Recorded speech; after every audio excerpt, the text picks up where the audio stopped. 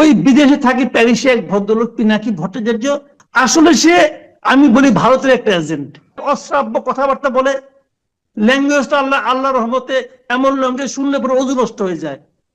সে ওইভাবে বলে, বলার মাধ্যমে কিছু কিছু মানুষ হয় তাদেরকে উত্তেজিত করে, অনেক হুজুরা তারা পীর মনে করে।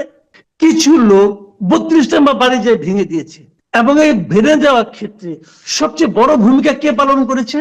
ওই বিদেশে থাকে প্যারিসে এক ভদ্রলোক পিনাকি ভট্টাচার্য, এই লোকটা করেছে। এবং সে বলে দিয়েছে কিভাবে ভাঙতে হবে, বলে দিয়েছে কিভাবে হাতুড়ি বাটাল দিয়ে হলো ভাঙতে হবে। আপনারা সবাই সেখানে যান, যে ভেঙে ফেলেন। তারপরে এরই ধারাবাহিকতায় সারা দেশে ভাঙচুর চলেছে। আওয়ামী লীগ অফিস ভাঙচুর হয়েছে, বিভিন্ন নেতাদের বাড়িঘর ভাঙচুর হয়েছে।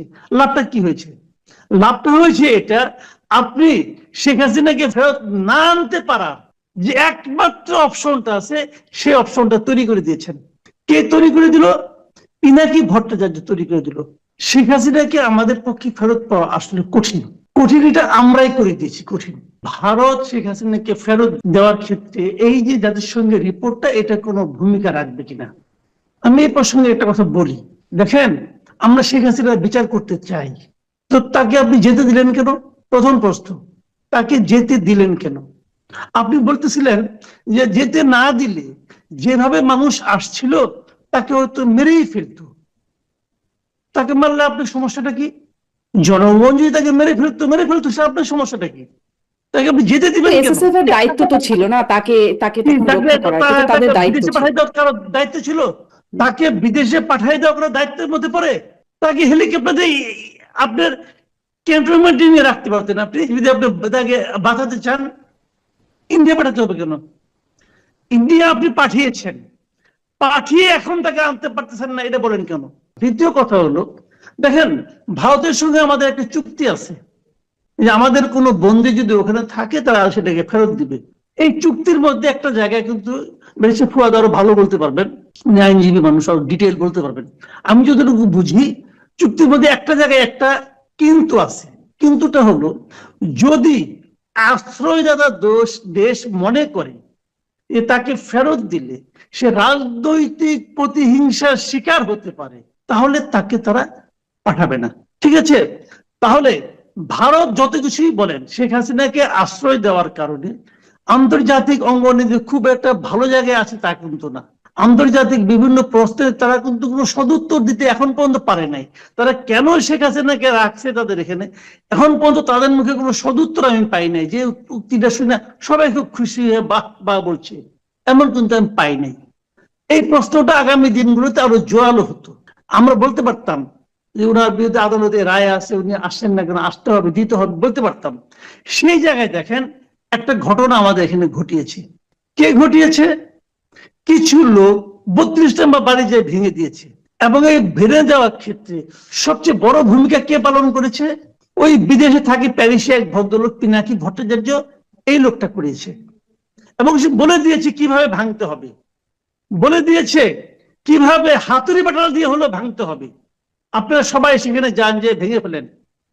তারপরে এরই ধারাবাহিকতায় সারা দেশে ভাঙচুর চলেছে। আওয়ামী লীগ অফিস ভাঙচুর হয়েছে, বিভিন্ন নেতাদের বাড়িঘর ভাঙচুর হয়েছে।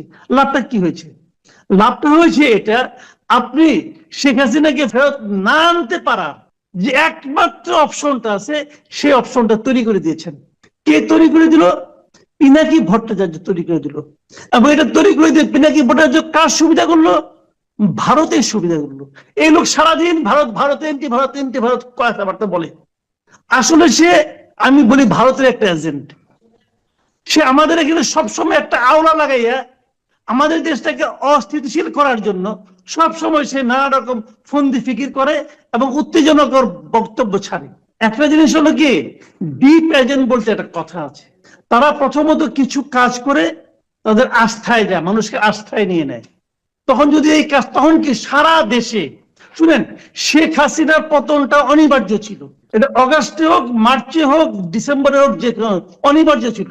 কারণ তার পাপের ঘোড়া ভরতে ভরতে ভরতে ভরতে এমন এক জায়গায় ছিল, এটা উপচে পড়তই। ওই সময় এই পুরো জনগোষ্ঠীকে আস্থায় নেওয়ার জন্য ওনারা এটা করেছেন। করার পর এখন ওনারা আসল কাজটা করছেন। শুনেন, বাংলাদেশের অস্থিতিশীলতা এটা কার জন্য ভালো? বাংলাদেশে এমন কোন আইন শৃঙ্খলা আছে? ঘোষণা দেয় অমুক বাড়ি কালকে বুলডোজার নিয়ে গুড়িয়ে দেওয়া হবে, এটা কি আইনের মধ্যে পড়ে?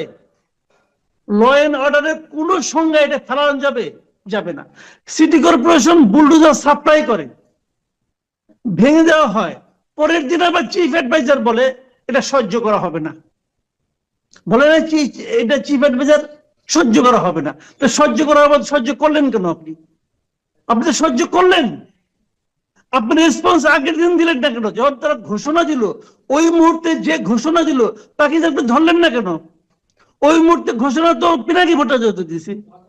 পিনাকি ভট্টাচার্যের সঙ্গে এই সরকারের গুরুত্বপূর্ণ ব্যক্তিদের টেলিফোন আলাপ হয় না? পিনাকি যেভাবে দেশ, আমি তো মাঝে মাঝে সন্দেহ করি দেশ কে চালাচ্ছে, ওই বিদেশে অবস্থানরত ওই লোক চালাচ্ছে না আমাদের গভর্নমেন্ট একটা আছে?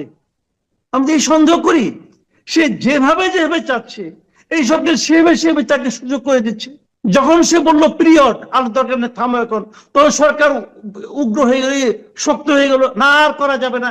আগে তো বললো না, আগে বললো না কেন? তো এই পুরা জিনিসটা এরা বুঝে হোক না বুঝে হোক, ওই ভদ্রলোকের ওই যে একটা অশ্রাব্য কথাবার্তা বলে, ল্যাঙ্গুয়েজটা আল্লাহ রহমতে এমন ল্যাঙ্গুয়েজ শুনলে পরে অজু নষ্ট হয়ে যায়, সে ওইভাবে বলে, বলার মাধ্যমে কিছু কিছু মানুষ তাদেরকে উত্তেজিত করে, অনেক হুজুরা তার পীর মনে করে, এবং এই ঘটনা ঘটছে। এবং সেটা পুরো জিনিসটা আলটিমেটলি কার অ্যাকাউন্টে যাচ্ছে? আমাদের দেশ অস্থিতিশীল হলে কার লাভ রে ভাই? কার লাভ? ইন্ডিয়ার লাভ।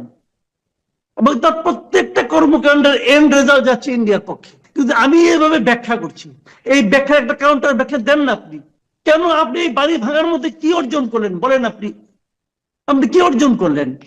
মাঝখান থেকে এই জিনিসটা অর্জন করলেন, এখন ওরা বলবে যে এই মহিলাকে ফেরত দিলে সে রাজনৈতিক প্রতিহিংসার শিকার হবে, সে দেশে নাই, তারপরে তার বাড়ি ভেঙে ফেলা হয়, কত বড় পলিটিক্যাল সে ভিকটিম হয়ে গেছে এখানে, এটা বলবে এখন ইন্ডিয়া। দেখেন তো লাভটা আমার কি হলো? আমার তো দরকার শেখ হাসিনাকে। আপনি বাড়ি ভাঙবেন, সরকার যে কোনো সময় ভাঙতে পারতো, এই বাড়ি থেকে আগামীকালকে এসে নিয়ে কেউ উঠতে পারতো, সরকার যে কোনো সময় ভাঙতে পারতো। তো এখন কেন, যখন তাকে নিয়ে আসার আমার প্রয়োজন তখন কেন এই সুযোগটা কে করে দিল? এটা একটা ভয়ঙ্কর, আমরা বলি আমি দেশ একটা ভয়ঙ্কর ষড়যন্ত্রের মধ্যে আছে। কেন এই ষড়যন্ত্রের সবাই